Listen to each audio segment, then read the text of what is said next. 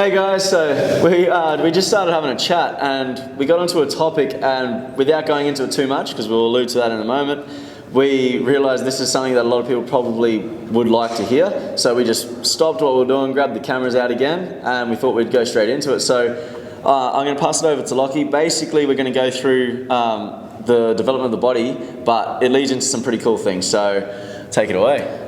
Yeah, so when the sperm and egg first meet, it divides into 256 cells and forms the zygote, or sort of essentially the brain stem. Now, as we go through life, we develop, we're birthed, etc.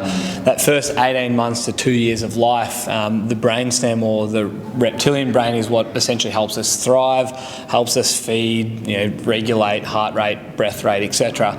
But what's designed to happen is the brain's designed to integrate into the limbic brain or the mammalian brains. For males, it's 2 up until mid to late 20s. Females is early to mid 20s, and then once again it should integrate into the neocortex or our higher order brain function, which is emotional intelligence, being able to deal and adapt and respond to external. And that's why we see, especially the terrible twos, they're the happy or they're the sad, and that sort of mimics the way up. And often we see that again through life as early 20s, teens, we don't really know how to regulate or deal with stresses as much.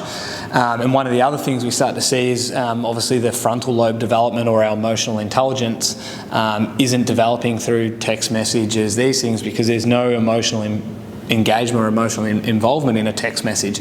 So we start to see, and this is why we often see a lot more kids with social anxiety, because they don't know how to respond to social cues and social triggers. They don't know what your body language is showing, whereas humans, body language is a huge part of our life. Absolutely. And because that frontal lobe development doesn't happen, they're not as inclined to deal and adapt to environments and stress as much as well. Yeah, absolutely. Yeah, so on that, I know when I was going through my degree, we learned, I think it's something like 70 or 80%, I can't remember the exact number, 70-80% of communication is non-verbal. Yep. It's like 20% is verbal. So that's a massive amount, and you don't realise that you develop those abilities to read someone, but you learn these cues, obviously, as you said, over that first sort of 20 roughly years, we're learning how to read people, how to then adapt to, if I'm sitting down like this, straight away you can sort of tell I'm down, or if I'm up, I'm speaking loud and all that, you can tell it's just straight away from the posture.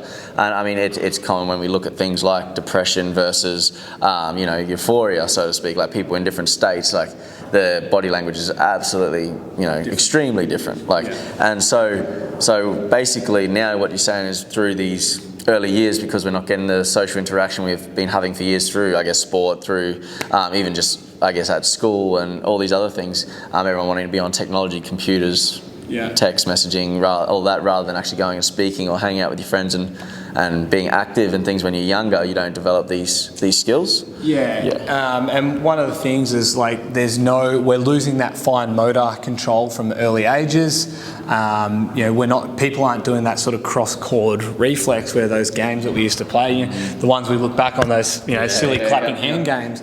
But all those start to help integrate both hemispheres of our brain integrate properly, and something as simple as that we were talking about before, that posterior or that anterior thing, it's not firing the posterior part of our brain or the cerebellum, so we lose that area of the brain to function as well, which ties in with all of the other stuff as well.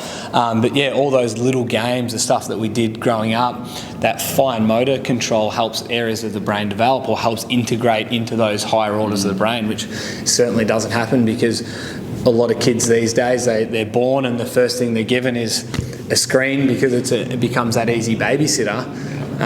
Which, looking at screens as well, and we can tie that back into stress, it creates that low-grade stress response with the blue light from the screens as well. Yeah. While we're on that topic, if you want to allude a little bit more into the blue light, we've Matt's done a couple of videos on blue light and things like that, but maybe if you want to just go a little bit into that. Yeah, so I can't remember the exact study, but what they looked at is that they shone a light into people's hamstrings. So I believe the people were blindfolded. They shone a light into a hamstring tendon of a person, and it elicited a stress response in the body. And when they looked at it, it was a blue light that set it off. And if we look at blue light, that's in our phones, computers, tablets, etc., that we're seeing all the time. And what they then did is they shone a red light into a hamstring as well, without the person knowing. Obviously, the person didn't know what colour light it was, which elicited the parasympathetic response, or a rest recover response. So we know that red light therapy, or the infrared therapy these days is becoming really good at decreasing stress and stuff like that as well. Yeah, so. Absolutely.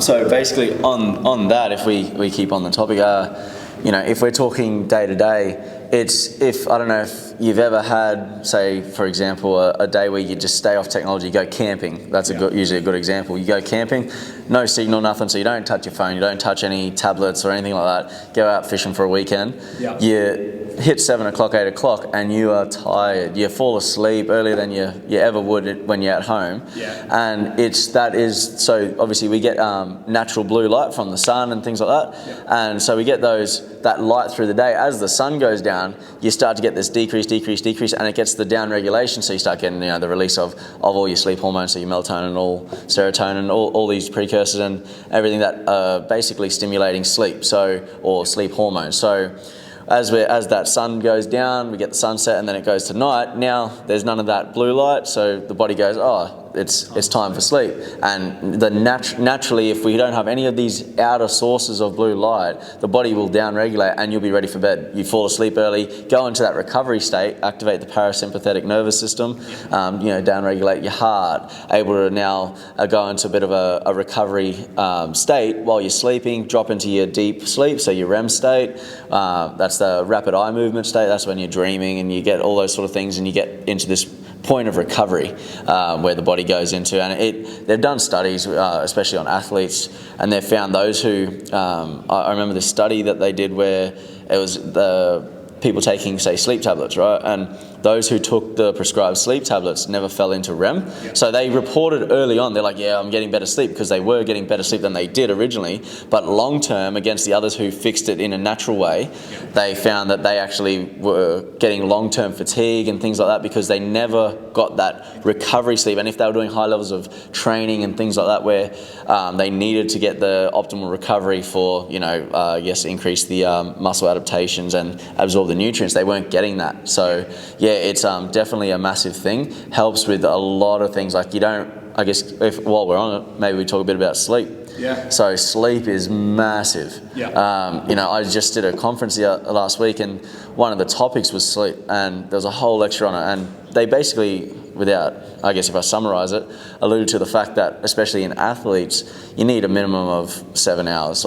7 to 9 hours seems to be that optimal zone. Yeah. They said, not taking into account people napping, 7 hours of a night time, just undisturbed sleep. And there's all the different things you can do to maximize that, such as, not drinking a lot of water right before bed, because then it's going to wake you out of that sleep to go to the toilet. Doing things like staying off of blue light devices, or just off technology, because you don't want that activation or stimulation of the brain right before you go to bed.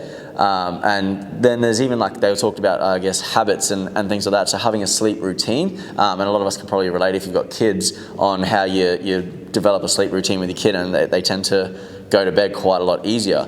If the body's got a routine, you have a shower, then you have dinner, then you read a book for 30 minutes, half the people won't make it through the book if you do that every single night and you don't touch technology within an hour or two of bed. Yeah. But if you allude to that. So. And that is important, is our bodies, and for the history of human race, we've been creatures of patterns and done things in rhythms.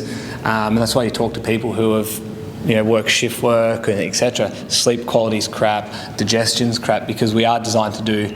Sun goes down, like you're saying, we go to sleep, and these days we're in artificial light all the way up until we go to bed, and often people will sit scrolling while we're in bed, and it takes about 2 hours of low to no artificial light for that melatonin to actually secrete and actually get us into that sleep state. So whilst most people, they're like, I fell asleep straight away, if we actually look at it and did sleep studies or looked at things like heart rate and heart rate variability while they're sleeping, they're actually still in an alert state. Whilst they might be asleep, it's kind of like the body being in survival mode. You might be asleep, but you're a lot more alert, so we're not getting into that recovery state.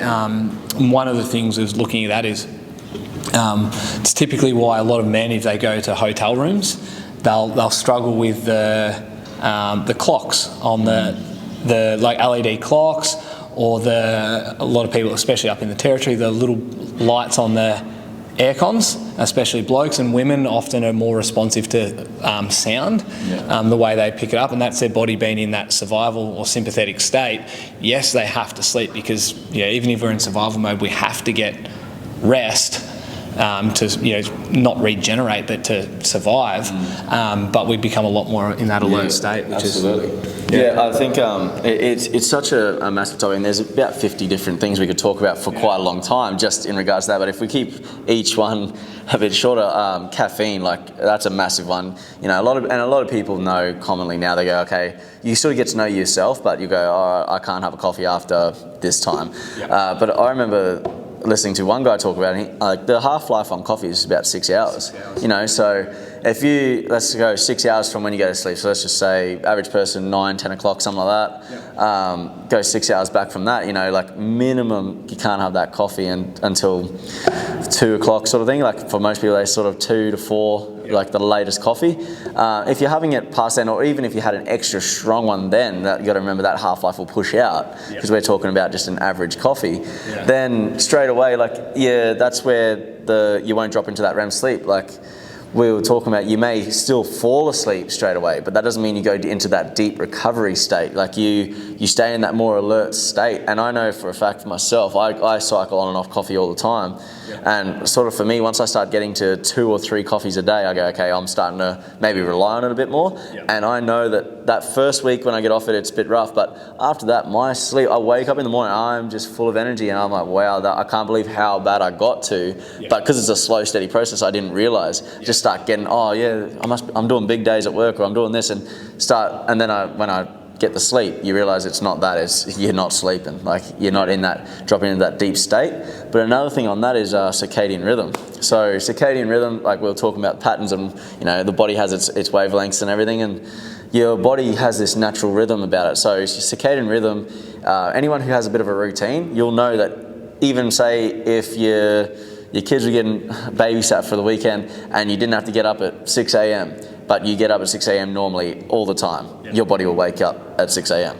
And that is part of your circadian rhythm. So your body has stages where it goes into deeper sleep, and then or deeper state of relaxation and things like that. And then it has times through the day where it'll upregulate and wakes you up or stimulates you, or you get more energetic. And a lot of people can relate when they go through. They might crash at 2 o'clock in the afternoon, or they might be really awake at 10 o'clock at night. But the circadian rhythm will adjust based on your routine. So that's where routine is critical. If you're always going to bed at the same time, and we tell this to a lot of athletes. So you get a lot of athletes, they'll say play a NRL game, right? And they finish at 10 o'clock at night or 9 o'clock at night, don't get home until 11 or 12, and then they go to bed at 1. And all they want to do the next day is sleep all day. But if they sleep right in and then they do that, their circadian rhythm gets a bit out of whack, and then their sleep's out for the rest of the week. So you try and get them to still get up, maybe have a couple of naps through the day when they drop into those low zones, but they get up at the same time at the start of the day to keep that circadian rhythm, and they try and get to bed when they can at the same time every week and every day. Yeah, and that's, as humans we have been, we are designed to do things in rhythms, and unfortunately our modern life, the stresses of modern life become so far away from that routine, and that's when people get injured, they break down, they become unwell, is because they get out of routine and rhythms, and it's that slow cycle downwards. We don't get enough sleep, or a lot of people, like you said, they medicate to sleep, or they might self-medicate by drinking 6 beers a night. And whilst it's sleep, it's not quality sleep, and as soon as we lose that quality sleep, it's that eventually all those stress hormones, they're going to increase, and so we see that increase in cortisol. We start to get the blood sugars all over the place because the body's just not in that normal rhythm. So. Yeah, absolutely. And on the topic of hormones, so you know, like hormones with the body's rhythm and everything, like when we get those upregulation areas, like you get usually higher, I guess, responsive like things like dopamine and stuff just that's going to give you more energy and make you feel better usually if you're in a healthy state. And when you get those down regulations, that's when you're getting more of a release of other hormones. And then if we start adding fuels to the fire by, say, having more coffee, having lack of sleep and all that, that's when things just start getting out of whack. And it's, you know, it's a multi-dimensional thing. It's not just the rhythm that gets thrown out if we're not sleeping at the same time and waking up at the same time. It's also like hormones get out of whack. Then, I mean, the nutrition absorption and nutrition and diet, and like they've linked lack of sleep to craving. So it's super common that if you're not sleeping, you have a crap sleep, you're really tired, and the next day you'll go for the junk food. Or you at least crave it. So if you don't have the willpower to stop yourself, you're going to grab that or grab the easy meal. Plus fatigue, you add the fatigue to the fire, then you go, okay, well, I'm too tired to cook tonight, let's just order pizza, or, you know, whatever it is. Like, and so they've linked that to nutrition. I mean, we could go around and around. There's so many things that it affects. And by fixing just sleep, like I know there's a clinician I spoke to, and his first two things are assessing their diet and assessing their sleep. And he said from those two things, he can correct just about anything. Like if they come in with just issues or training or fatigue or, you know, injuries, he can usually put it back to they haven't been sleeping, their nutrition got pretty crap, they injured themselves, or something along those lines. Like staying on injuries, like there's so many articles now, like heaps, that show that if you get less than 7 hours of sleep, your injury risk, I think it's below 6 hours of sleep, it's a dramatic increase in risk injury. Like because reaction time goes down, your proprioceptions drop. So, you know, more like roll an ankle, for example, less proprioception, you place your foot wrong on a surface, roll your ankle, stepping down a gutter. I know people that have just stepped down gutters and rolled their ankle, you know, like, and but they're also the people that usually are tired or overworked or, you know, and stressed and things like that. So it's just like little things like that, and then you get an injury, just again, more fuel to the fire.